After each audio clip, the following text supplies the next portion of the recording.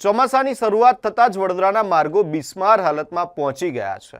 વધુ બિસ્માર રોડના દ્રશ્યો સયાજીગંજ વિસ્તારમાં આવેલા નટરાજ ટાઉનશીપથી દર્શનમ ટ્રેડ સેન્ટર તરફ જવાના માર્ગ પરથી સામે આવ્યા છે કે જ્યાં મોટા મોટા ખાડા પડી ગયા છે, જેને લઈને રાહદારીઓ અને સ્થાનિકોને ભારે હાલાકીનો સામનો કરવો પડી રહ્યો છે। સ્થાનિકો કહી રહ્યા છે કે તંત્રને રજૂઆત કરવામાં આવી તેમ છતાં યોગ્ય કોઈ ઉકેલ લાવવામાં આવ્યો નથી। આ ખાડા એટલા મોટા પડી ગયા છે કે જ્યારે કોઈ વ્યક્તિ પોતાનું વાહન લઈને આ ખાડામાં પડે તો કમરનો દુખાવો થઈ જાય તેવી હાલતમાં આ ખાડા જોવા મળી રહ્યા છે। ત્યારે આ સમગ્ર મામલે સ્થાનિકોમાં ભારે રોષ જોવા મળી રહ્યો છે અને આ રોડને સુવ્યવસ્થિત કરવાની માંગ ઉઠી છે।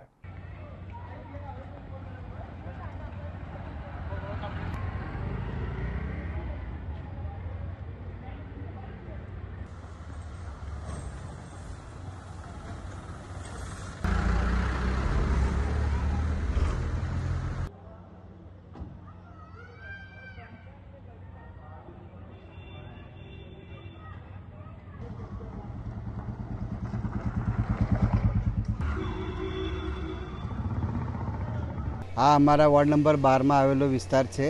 નટરાજ ટાઉનશીપથી એવન્યુ દર્શનમ જતા ભીમનાથ મંદિર તરફ આ મેઇન રોડ ગણાય છે, પણ તમે જોઈ શકો છો મારી પાછળ એટલા બધા ખાડા પડ્યા છે કે ના પૂછો વાત। પણ અમારે તો વોર્ડ નંબર 12ના વિસ્તારના અમારા જે અધિકારી છે એમને કહેવું છે કે ભાઈ તાત્કાલિક આ વિસ્તાર જે રોડ છે એ રોડ પર થોડા પેલા ખાડા પુરાઈ દો તો સારું।